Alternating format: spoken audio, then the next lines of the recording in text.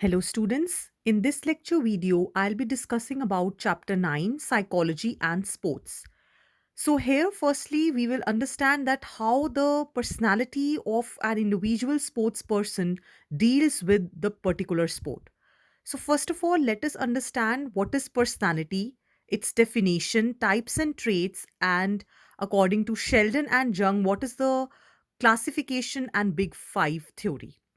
So, meaning of personality is that it is derived from a word persona, which means that a particular, you can say, task, it is done by a particular individual depending on its nature. So, whatever characteristics a person is possessing, whether it is thoughts, feelings, or social adjustments, that include the personality of a particular sports person. Now, according to different individuals, the meaning of personality varies.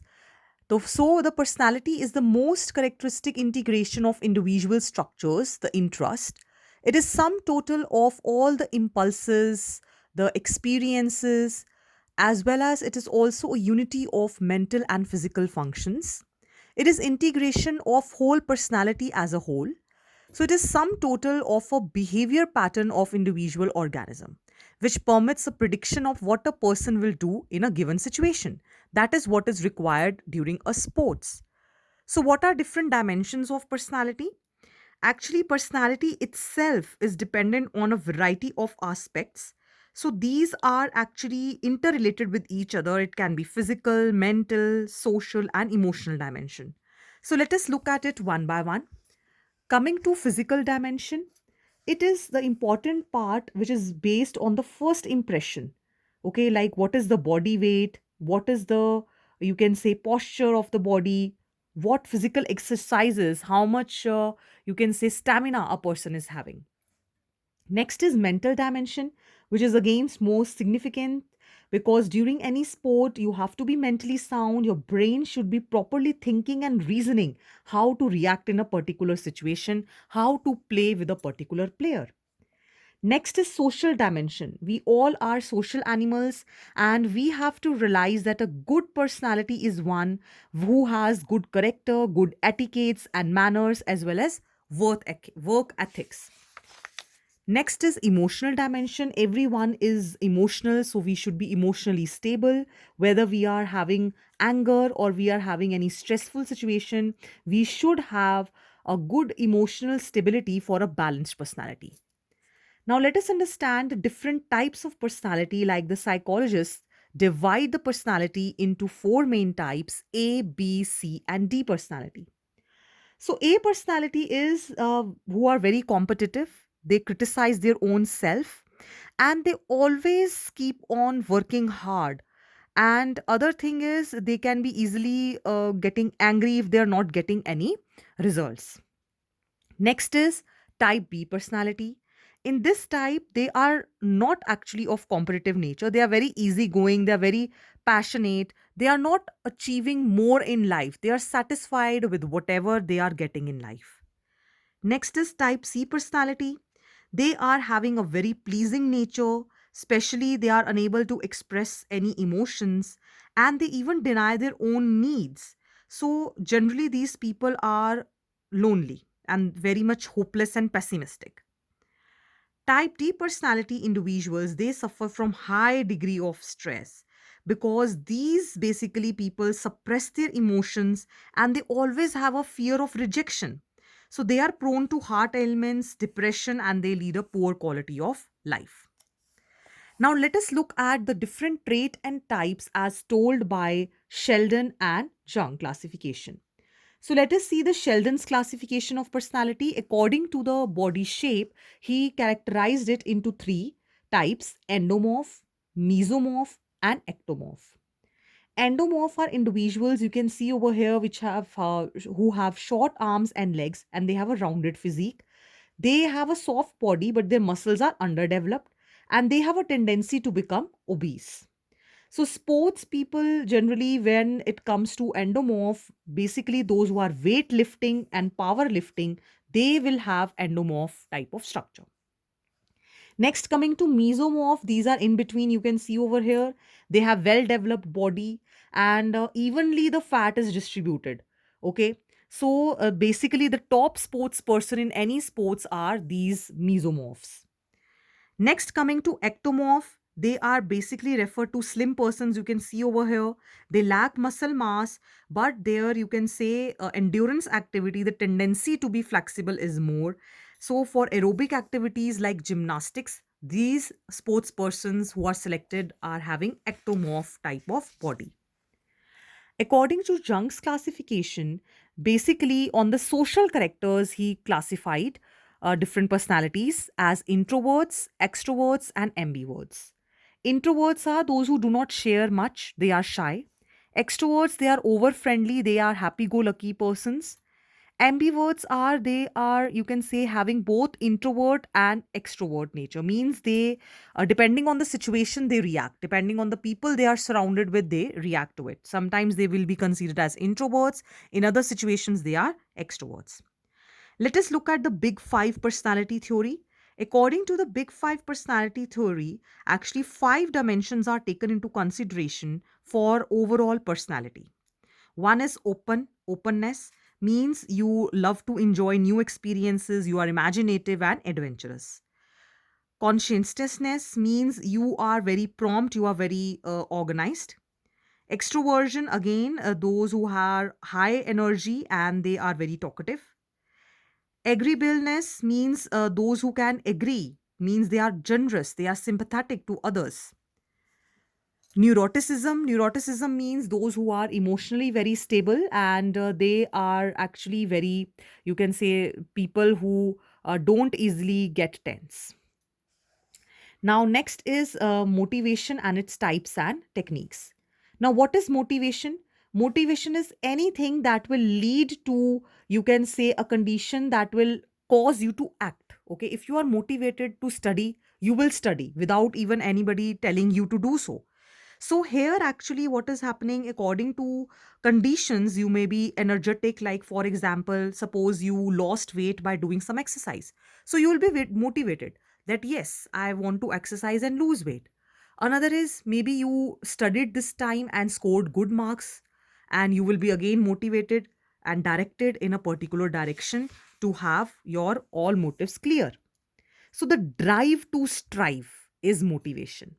Let us see the different types of motivation. One is intrinsic and extrinsic. Intrinsic is internal, means from within, like I told you just now, some examples that from within that comes. Next is extrinsic, means somebody has to push you, yeah, okay, like give you some benefits or talk about it or counsel you to do one thing. Now, what are the techniques of motivation? How to motivate sports person? One is goal setting, that you set a goal that yes, we have to set a long term goal, we have to have a win-win situation in that way. Another is elaborate arrangements of competitions. Whenever certain competitions are there, sometimes a good sports person under stress cannot perform. So in that way, the arrangements of competitive, you can say, sports can be there.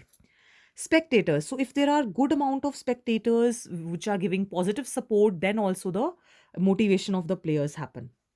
Then verbal comments, sometimes just speaking and about the experienced players, if we have a healthy environment, that will help us to create a positive environment for playing.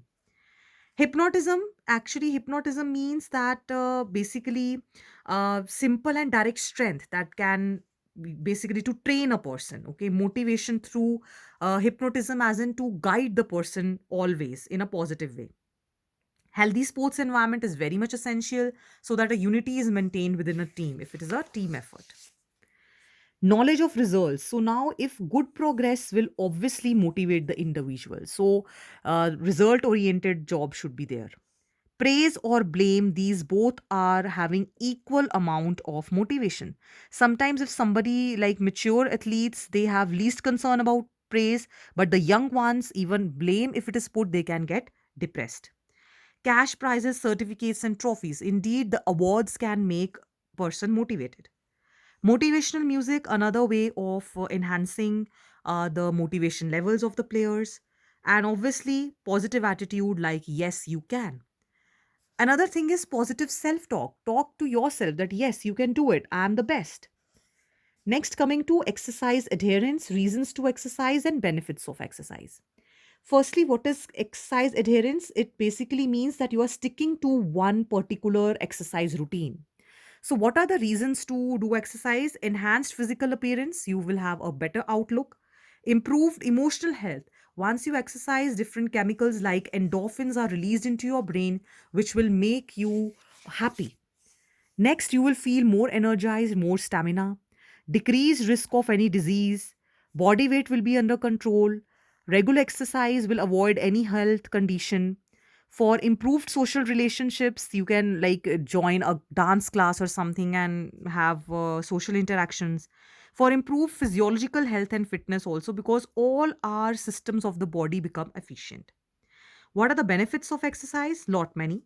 Reduced risk of heart diseases. It helps to keep the body in the correct posture. It also helps to improve the mood. It boosts up the memory because the blood is being pumped and oxygen is being received by all parts of the body. It reduces depression because you are basically boosting your self confidence. It lowers anxiety because during exercise, you just forget about all your problems and just focus on exercises. It strengthens your bones and muscles. It stimulates your growth. It improves mental alertness because the concentration which is required helps you to calm down your energies and thereby reducing the stress levels. Then it also helps to increase the self esteem because your body stamina when increases you will feel good. It also improves your body image in boosting your self confidence. You will not get fatigue or feel weak easily. It provides many health benefits. If you have any injury, you will recover early because your body is very fit. It improves the overall feeling of your body and flexibility. Now, what are the strategies to increase the adherence that sticking on to a particular exercise? Simple exercise in the beginning. Always start with simple, then move to the complex. Best thing is to exercise in morning in fresh air. Concentrate on yourself. Don't think that the other person is exercising more. You set your goal according to your capability. Take support of others if you need so. And thank yourself if you are following a routine for your body. And select some interesting exercise. Depending on your nature, select a particular exercise. It is not that if somebody is doing, you will also do the same thing. Be very punctual, follow it. Make a schedule when you will do it. Be aware of your progress that day wise how you are performing and do a variety of exercise programs so you don't get bored. Coming to next thing which is important in sports, that is aggression. Aggression is a behavior actually with a goal of harming or injuring another being, okay? But some form of aggression is also important on the field. According to some others, it is a behavior that must be directed with goal of causing some form of physical harm. It must be harm another person either physically or emotionally. So basically, any form of behavior that is harming or injuring another person, that is aggression. Now, what are the different types of aggression in sports? Hostile aggression is causing harm to the other physically or psychologically. Instrumental aggression, it is known as channeled aggression. It is not accompanied by anger. This comes in contact sports, okay? When you are having during kabaddi or during other things where the physical touch is required. Next is assertive behavior. It is type of that behavior in which basically use of legitimate physical or verbal force is there to achieve one's purpose. So any physical injury may occur through assertive behavior that is unintentional. In fact, this behavior is related to goal. It is goal oriented and it is not intended to harm. So even when coaches say to their players to be aggressive, they mean that be assertive. This is important. They don't mean that you harm somebody physically or emotionally. It is be assertive.